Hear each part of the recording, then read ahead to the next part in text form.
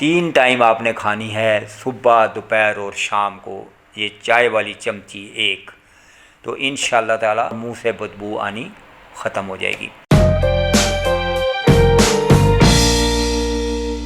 मेरी आज की वीडियो मुंह से बदबू आने के बारे में है।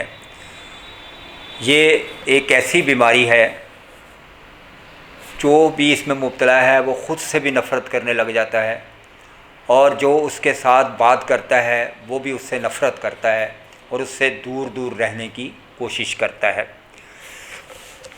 बहुत से नाज़रीन ने मुझे ये सवाल किया है कि मुझे कुछ ऐसी चीज़ बताएं हमें कि हम मुंह से बदबू आने से बहुत ज़्यादा परेशान हैं, और ऐसा नुस्खा बताएं जिससे हमें इससे निजात मिल जाए।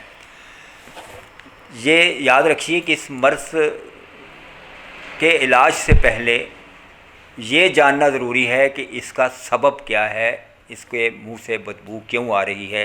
ये किसी ने नहीं मुझे लिखा, सिर्फ यही उन्होंने सवाल किया है कि मुंह से बदबू आने के बारे में कोई नुस्खा बता दीजिएगा।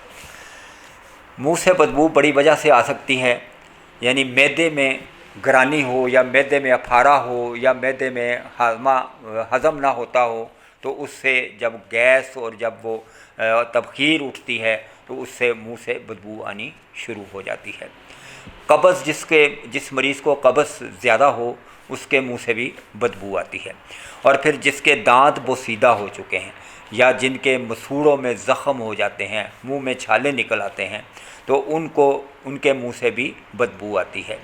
दांत जिनके हिलते हैं या दांतों में ग़ज़ा फंसी रहती है, वो साफ़ नहीं करते, पान खाते हैं, गुटखा खाते हैं, या ऐसी कोई सिगरेट का बहुत ज़्यादा बेतहाशा इस्तेमाल करते हैं, या वैसे कभी कभार भी पीते हैं, उनके मुंह से भी बदबू आती है। कभी कभी ये जो मसूड़े हैं इनमें ज़ख़म हो जाते हैं तो उनमें पीप पड़ जाती है और फिर मुंह से बदबू आनी शुरू हो जाती है। ये सब जो चीज़ें हैं ये आपने नोट करनी हैं कि अगर जो मरीज़ों जिन्होंने ये सवाल किया है वो ये नोट करें कि उनके मुंह से बदबू किस वजह से आ रही है। अगर मैदे में गर्मी है और मैदे में जो है तबखीर उठती है, तो सुबह नहार मुँह जो है ना, उस मरीज़ के मुंह से बदबू बहुत ज़्यादा आएगी। और अगर मैदे में बलगम है या फेफड़ों में बलगम है तो ठंडी चीज़ों से उसको नुकसान होगा। पेट में गुड़ गुड़ की आवाज़ें आएंगी, मैदे में बोझ महसूस होगा।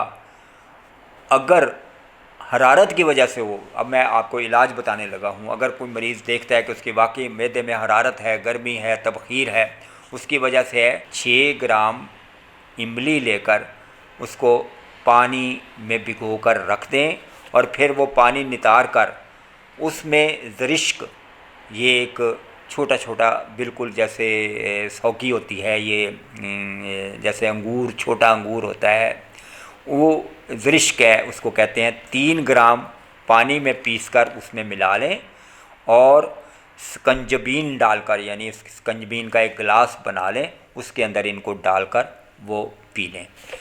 अगर बलगम की कसरत की वजह से बू आ रही है मुंह में, तो रात को इतनी फिल ज़मानी या हब्बे तनकार 2 अदद खाएं। दांतों में ख़राबी की वजह से बू आ रही हो तो उसका इलाज कराएं। पान, सिगरेट और तम्बाकू को तर्क कर दें। मुंह से बदबू खा किसी भी वजह से आ रही हो, जवारिश कमूनी इसके लिए बहुत ही बेहतरीन है। 3 टाइम आपने खानी है, सुबह, दोपहर और शाम को, ये चाय वाली चमची एक। तो इंशाअल्लाह ताला बिल्कुल मैदे की गरानी भी ख़त्म हो जाएगी, मैदे की गर्मी भी ख़त्म हो जाएगी, तेज़ाबियत भी ख़त्म हो जाएगी, और मुंह से बदबू आनी ख़त्म हो जाएगी। अलावाज़ी आप ये जो है छोटी इलायची, ये भी हर वक्त मुंह में रख कर चूसते रहें तो इससे भी काफ़ी फ़र्क पड़ जाता है। और अगर आप केले का और सेब का इस्तेमाल, इसकी आप फ्रूट चाट बना के दोनों चीज़ों की, और उसके अंदर ऑयल डालकर आप वो खाएं तो उससे भी बहुत ज़्यादा फ़र्क पड़ता है। लेकिन ये उन मरीज़ों को जिनके मुंह से मैदे की वजह से बू आ रही हो, कब्ज़ की वजह से बू आ रही हो। लेकिन अगर दांतों की वजह से है तो उसका इलाज लाजमी है।